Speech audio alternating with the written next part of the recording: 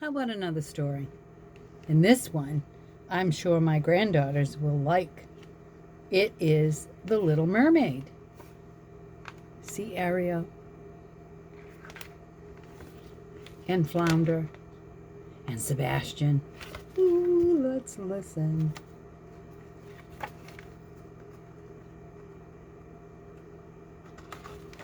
King Triton, the great sea king, had many daughters who loved the undersea world in which they lived.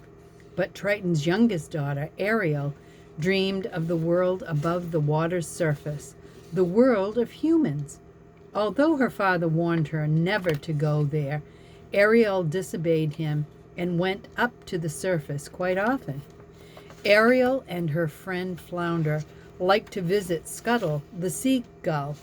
Scuttle told them all about the human objects that Ariel discovered at the bottom of the sea. One day, Triton found out that Ariel had been making trips to the surface, and the Sea King grew very angry. He was worried about his daughter's safety, and so he asked his trusted friend Sebastian the Crab to keep an eye on Ariel.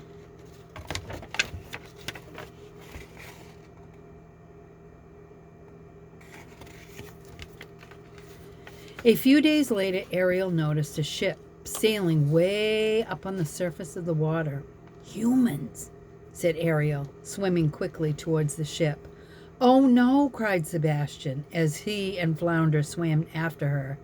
Here she goes again. When Ariel came up above the water, she saw a huge ship filled with sailors who were singing and dancing. Ariel's eyes lit up when she spotted the sailor the other ones called Prince Eric. It was love at first sight. Suddenly the sky darkened. Heavy rain began to fall, and lightning split the sky. Prince Eric's ship was no match for the terrible storm. The ship was tossed on the waves, and the prince was thrown overboard. See the fluffy little dog? He was going to go for a ride too. I've got to save him, shouted Ariel. She grabbed the drowning prince and swam to shore, pulling him up onto the beach. Prince Eric did not stir as Ariel gently touched his face and sang him a beautiful love song. Soon Ariel heard the prince's crew searching for him. She did not want to be seen by the humans, so she kissed the prince and dived back into the sea.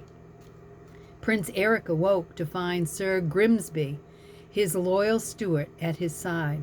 What happened? Asked Sir Grimsby, happy that Eric was alive. It was a girl, said the prince, who still looked a little dazed. A beautiful girl saved me, and then sang with the most beautiful voice I've ever heard. I want to find that girl. I want to marry her. Prince Eric, too, had fallen in love.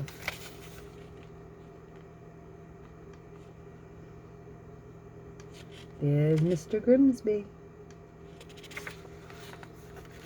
King Triton was furious when he discovered that Ariel had fallen in love with a human.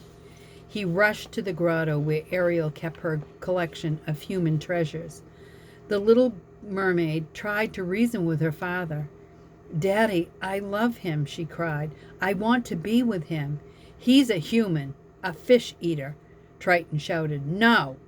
He raised his magic Triton and fired bolts of energy around the cave, destroying all of Ariel's human treasures. Then the mighty Sea King left. Ariel buried her face in her hands and began to cry.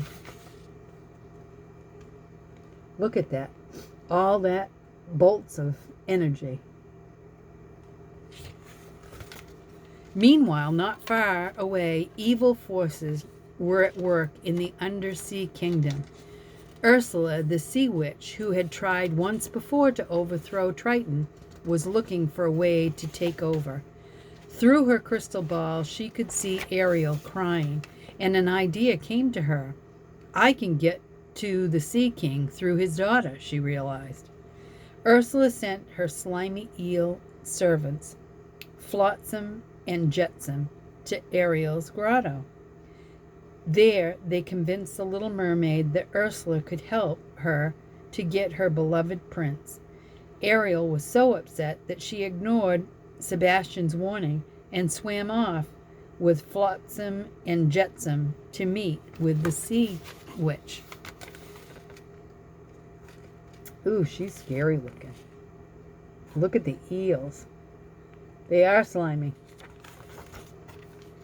I have a deal for you, my sweet child, began Ursula after Ariel entered the witch's lair. A deal? Asked Ariel innocently. Yes, said the witch. I will make you human for 3 days, and you will go to the prince. If you can get him to kiss you before the sun goes down on the 3rd day, you will stay with him forever as a human. If he does not kiss you, then you will turn back into a mermaid, and you will be my prisoner. The price for my services, the witch continued, is your voice. My voice? Asked Ariel in shock. I won't be able to sing or talk. How will I get the prince to fall in love with me? You still have a pretty face, replied Ursula.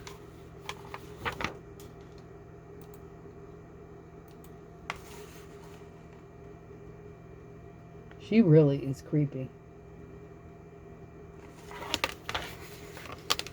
After Ariel agreed to Ursula's deal, the sea witch cast a magic spell, and amazing change took place.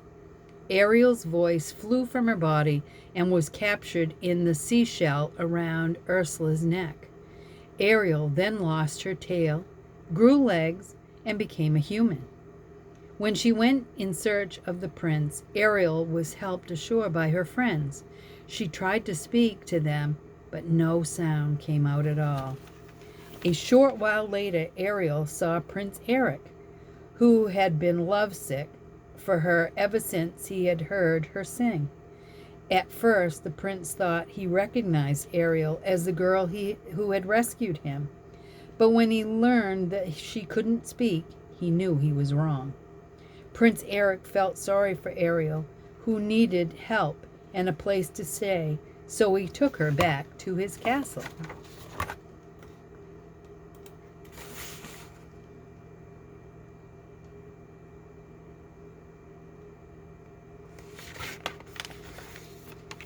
Over the next 2 days, Prince Eric grew to like Ariel more and more.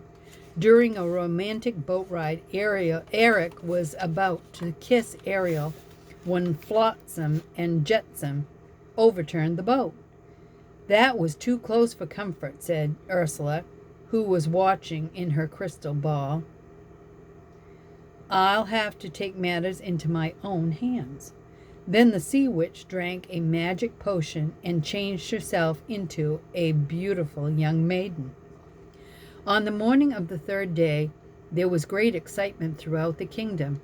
Prince Eric was going to marry a young maiden he had just met. Unfortunately for Ariel, Eric had been put under a spell. Ursula, disguised as the maiden, had used Ariel's voice, which she carried in the seashell around her neck. Eric now believed that the maiden was the same girl who had saved him from the shipwreck. Poor Ariel was heartbroken.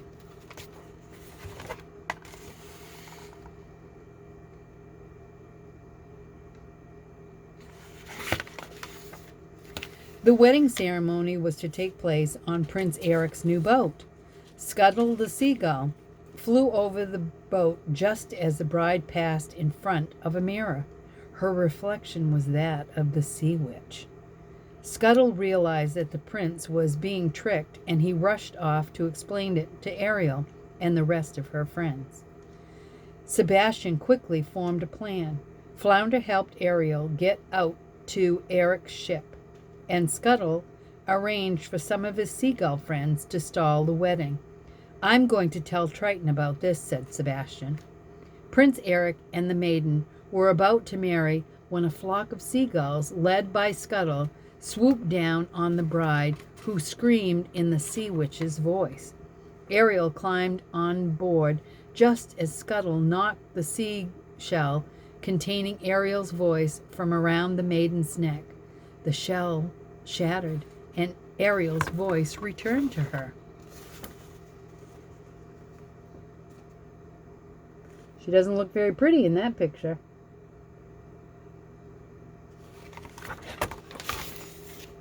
"Oh, Eric, I love you," said Ariel. "It was you all along," said Prince Eric. The sun appeared over the horizon just as they were about to kiss. Ariel's third day was up. Immediately she changed back into a mermaid, while the maiden changed back into the sea witch. Ursula grabbed Ariel and dived off the ship. Thanks to Sebastian's warning, Triton was waiting for them at Ursula's lair.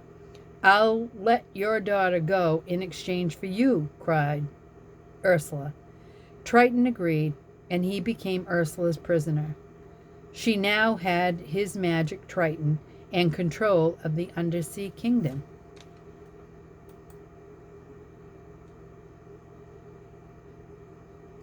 All of a sudden, a harpoon struck Ursula in the shoulder. Prince Eric had come to rescue Ariel, who swam to the surface with him.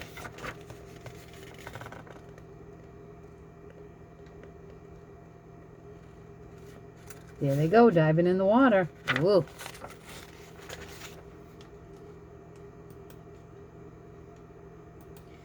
Ursula followed close behind them, and she grew bigger and bigger with anger until she rose out of the water. Prince Eric swam to his ship and climbed on board. He grabbed the wheel and turned the ship towards Ursula. Just as the sea witch was about to fire a deadly bolt at Ariel from the trident, the prince's ship slammed into Ursula and destroyed the evil witch. Now that the witch was dead, Triton was free. He rose from the sea with his Triton back in his hand. He could see Ariel watching Prince Eric, who was lying on the shore unconscious. "She really does love him, doesn't she?" asked the Sea King. Sebastian, who was nearby, nodded. "I'm going to miss her," Triton added. Then he raised his trident and shot a magic bolt at Ariel's tail.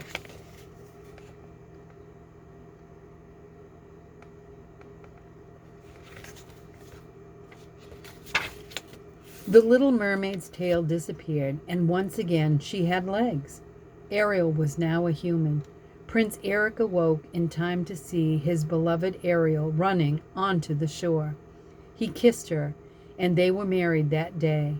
After the wedding, Prince Eric and Ariel sailed off on their honeymoon to live happily ever after.